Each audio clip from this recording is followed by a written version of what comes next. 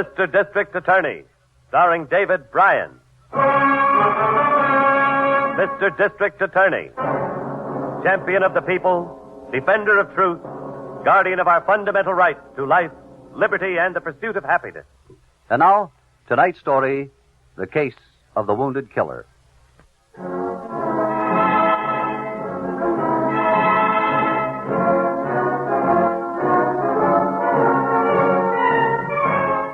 And now, here is our star, David Bryan, as Paul Garrett, Mr. District Attorney.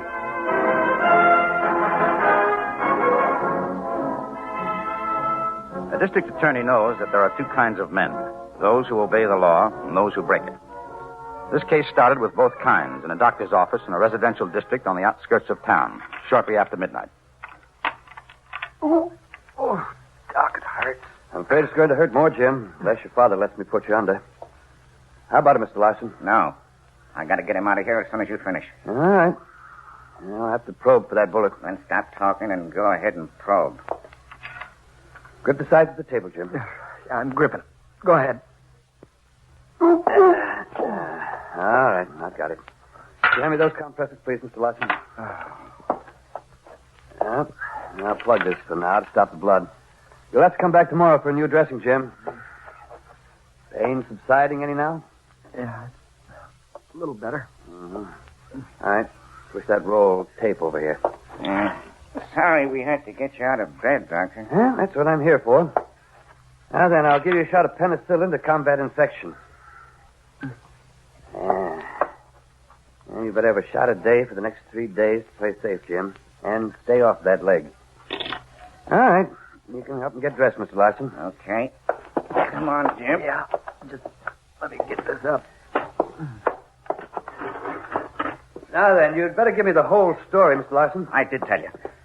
Just a simple accident. I was cleaning a gun. Uh-huh. Where and at what time? What do you have to know all that for? The police always want detailed information whenever a doctor treats a gunshot wound, Jim. You're not going to report this to the police. Oh, yes, I am, Mr. Larson. The law requires it. Don't get excited, Dad. Doc's known us for years. He understands we don't want a lot of fuss about nothing. After all, it was an accident. Doc. Yes, Jim? My father didn't do this. And it was no accident. I was just beginning to realize that. Don't pick up that phone, Doc. Holding that gun on me isn't going to change the law, Mr. Larson. Better change your mind, Doc. Take the money and forget it. No.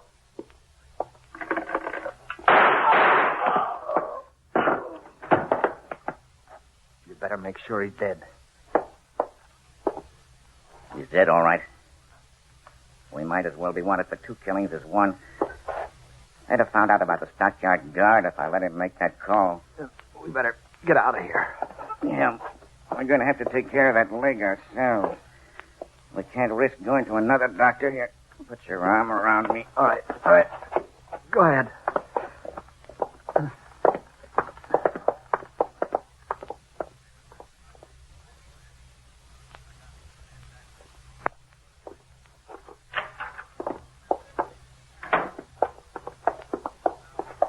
You say the doctor's nurse found the body, Harrington? Hey, yeah, that's right, Chief. She's in this waiting room.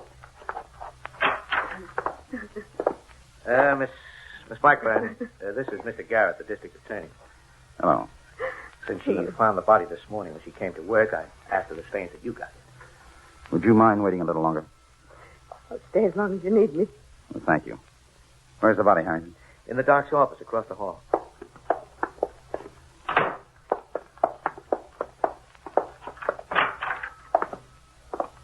I've been keeping the office closed off. Nobody's been in here but the lab crew.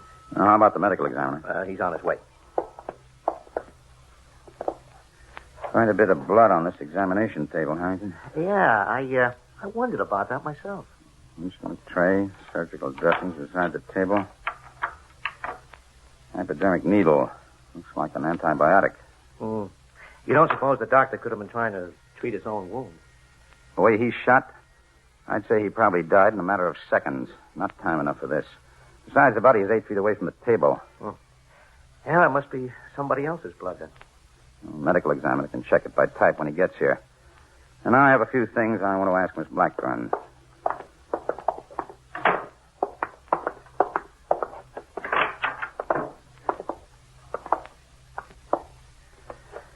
We can use some help from you now, Miss Blackburn.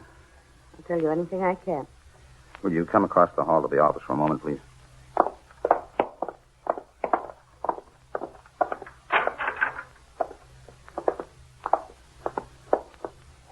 You didn't leave the office this way last night, did you? No. Everything was put away. There was a fresh pad and sheet on the examination table. Was the doctor expecting any patient after you left? No, he said he was going to bed early. He usually turned in at 9. A doctor catches his sleep when he can. Oh, we checked the bedroom, Chief. His bed had been slept in. And you see what he's wearing. Robe and pajamas. Poor Dr. Emmett. I think you'd better go home now, Miss Blackburn. If we need any more information, we can reach you there. Thank you. Tell the sergeant outside I want one of the men to drive you home in a squad car. Thank you.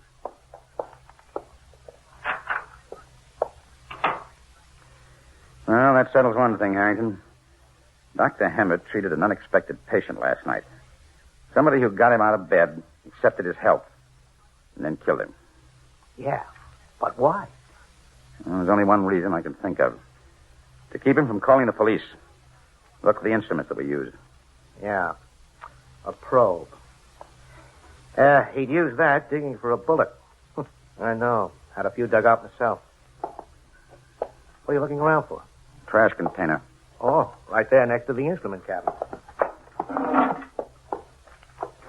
Some stuff in here, all right.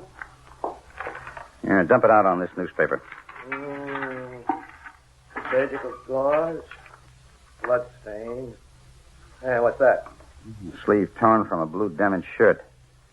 Must have been ripped off to bind the wound before the patient was brought here. Must have been some wound. That thing is soaked. Twist that gauze around carefully. Use a pencil. There it is. Yeah. Hey, that's a rifle slug, Chief. Looks like a 30-30 silver tip. The lab boy said the doc was shot with a revolver. Probably a 38 police special.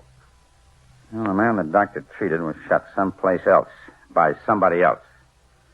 Both wounds wouldn't be from the same gun. You mean the fellow we're after was in a gunfight before he came here? Well, that's the way it shapes up, Harrington. Losing all that blood, he couldn't have come far alone. Chances are he had somebody with him, helping him. Yeah, that means we've got two men to look for. Yes. The medical examiner will be able to supply us with the wounded man's blood type. I'm going to send this rifle slug and whatever he digs out of the doctor through ballistics. While we're back at the office waiting for it, I want to check on something else. What? Every police report involving gunplay that took place within 100 miles of this city last night.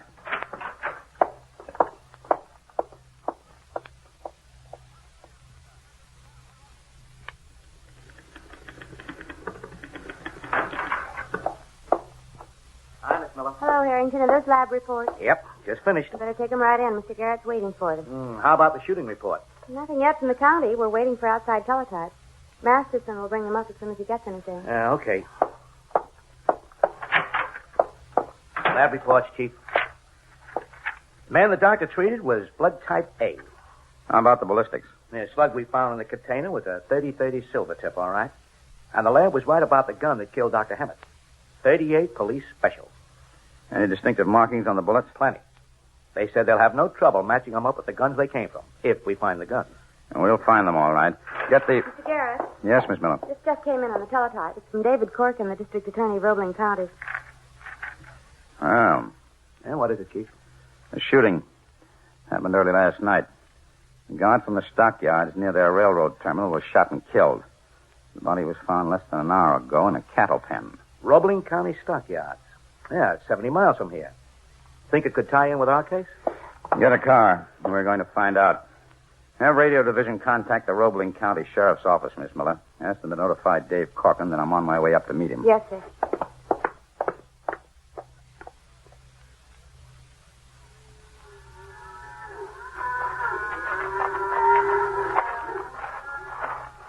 Hello, Dave. Oh, hello, Paul. Good to see you. You know my assistant, Harrington. Yeah, sure. Glad to see you again, Mr. Corcoran. What about this killing, Dave?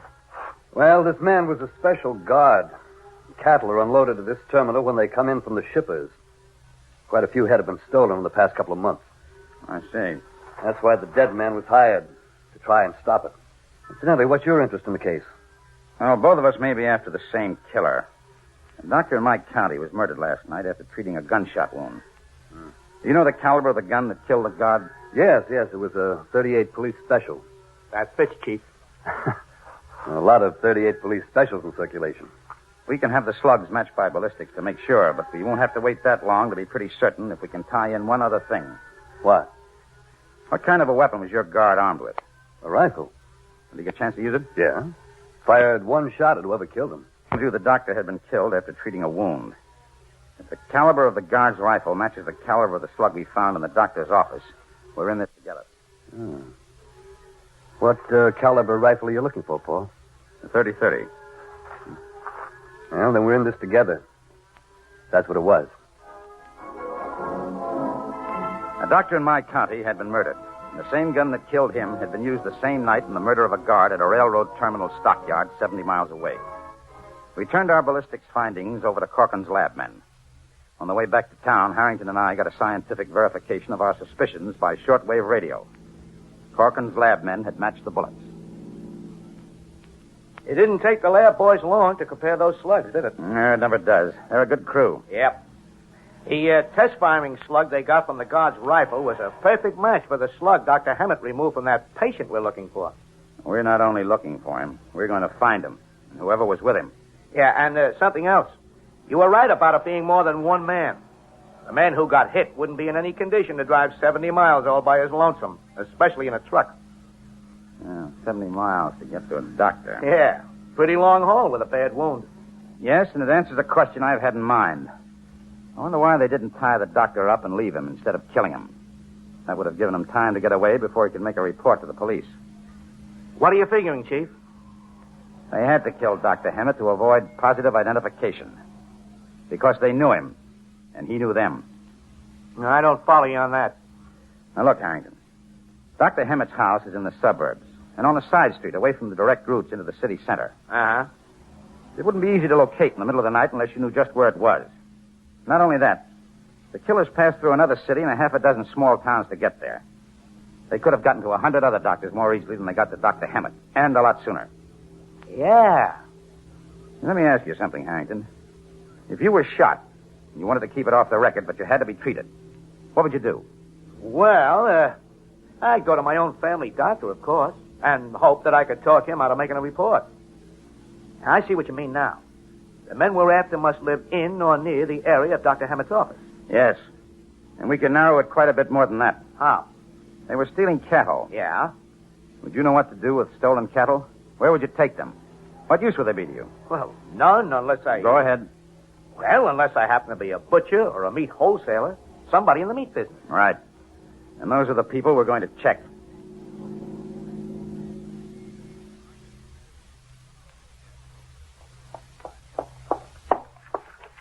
Here are today's reports from the plainclothes squad, Mr. Garrett. Anything? No, they've checked every possible place, even places where hides are sold after slaughtering. There's no trace of the hide brands Mr. Corcoran gave us from previous cattle thefts.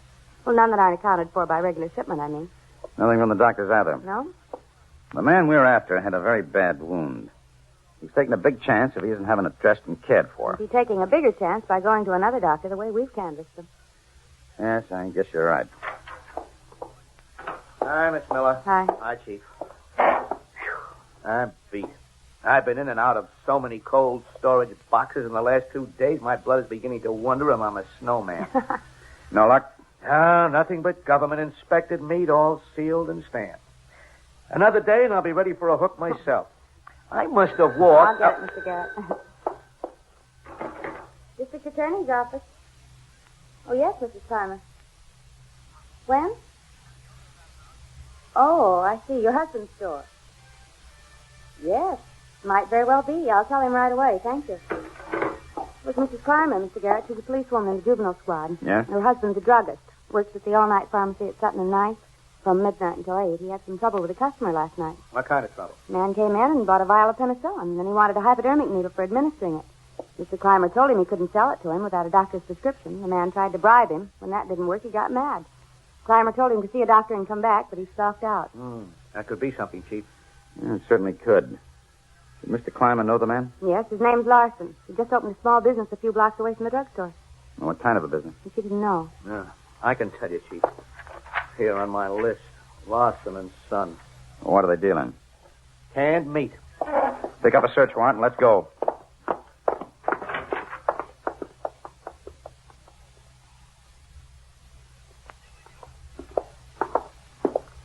Well, we're not going to be able to identify any of this stuff, Chief. Not without the hides. I know. You tell Jeff to notify the Merchants Protection Service that we're in here on a warrant? Yeah. The door shaker will know about it when he makes his round. He's been instructed not to notify the lot. Good. Well, what's out back? Oh, small cattle pen. Nothing in it, though. I looked over the fence when we were coming around the place. Now, let's go out and make sure.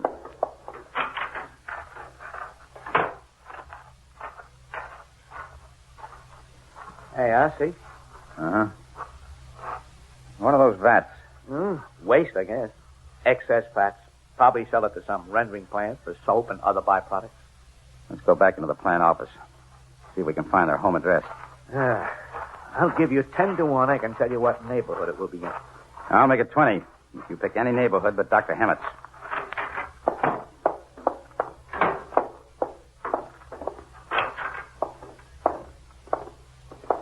I'll take the desk. You take the filing cabinet.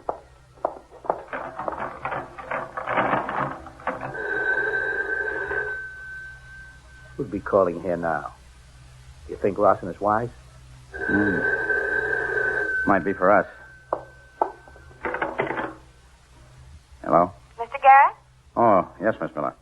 What is it? I thought I'd better call you. A report came through from Burglary Division. It happened 20 minutes ago. What is it? Somebody broke into a drugstore, stole a tray of antibiotics and a hypodermic kit. Thanks. Talk to you later. One of the Larsons must be in bad shape, Harrington. Find that address.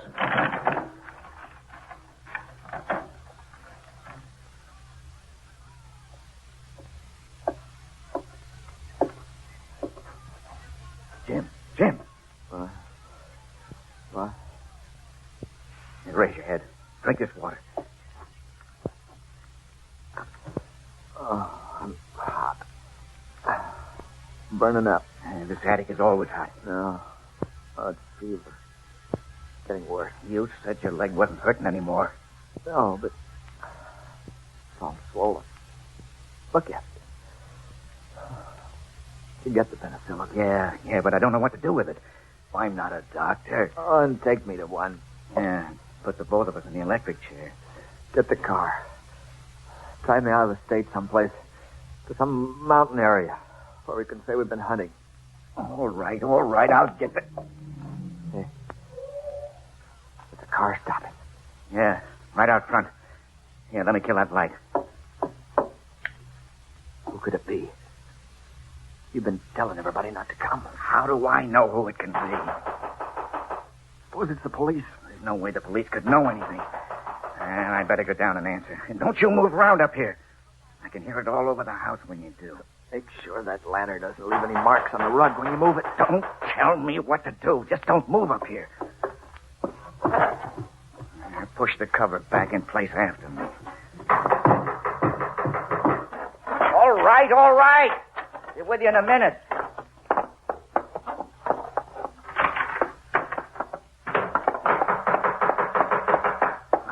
I'm coming. Now, what are you trying to do? Break the door down? From the time it took you to answer, it looked like that was what you wanted us to do. I was busy. Who are you, anyway? What do you want? My name is Garrett, Mr. Larson. I'm the district attorney. Mind if we come in? Yes, I mind. In that case, is a warrant. What's this all about? I forgot to answer a parking ticket or something? Or something. You took a long time answering the door. I was fixing the light out in the kitchen. I yelled the first time you knocked. Wait a minute. We didn't hear you the first time. Look, what do you want? Why don't you get to the point? All right. Mr. Larson, do you own a gun? Shotgun. For duck hunting. You want to see it? No, I'd rather see a 38 police special. Never owned one. That's funny. There's a permit for one in your office files. Just before you let us in, I heard a door open and close in here. These are all open archways leading to the other rooms. Well, there's a closet there, Harrington.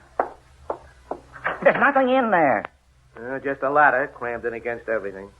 Is that what you were putting away? I told you I was fixing a light out in the kitchen, so I used the ladder. Yeah. What about it? Where's your son, Mr. Larson? Out of town. Hey, what do you want the ladder for? To take a look through that attic transom in the corner. There's nothing up there. We'll just take a look anyhow. If your son is up there, Larson, you'd better tell him not to do this the hard way. He isn't there, I told you. All right, Harrington. Look out! Chief, get out of his line. Did he hit you? No. I'll hit him if he tries to come up again. I'll kill him. Move out to the room where I can see you. You can't get out of that attic, and you know it. No, but I can blow the head off anybody that tries to come up after me. I'll see them before they see me. We don't have to come up to take you, mister. We can rake every foot of the attic with gunfire. Well, that's just a sample. We can turn the ceiling of this room into a sieve, and you with it. You'd better get down here with your father while you've still got a chance. Come on down, Jim. Come down, or they'll kill you. Well, how about it? All right. But my leg's pretty bad. You'll have to help me. Just to keep it friendly. Open that transom all the way and throw your gun down first. All right. All right, Harrington. Come on. Slide down. Grab my shoulder. Be careful, my leg. Nothing's been done for it for 3 days. What do you want? Sympathy? I wish you had this instead of me. Yeah, I did. There's one thing you could count on. I wouldn't kill the man who could fix it for me. As it is, we're going to do more for you than you did for him. What? Call an ambulance. Jim Larson did not live long enough to be brought to trial. The neglected leg wound resulted in gangrene infection, and he died in prison hospital. His father, Robert Larson, was tried and convicted on a charge of murder in the first degree. The death sentence was mandatory.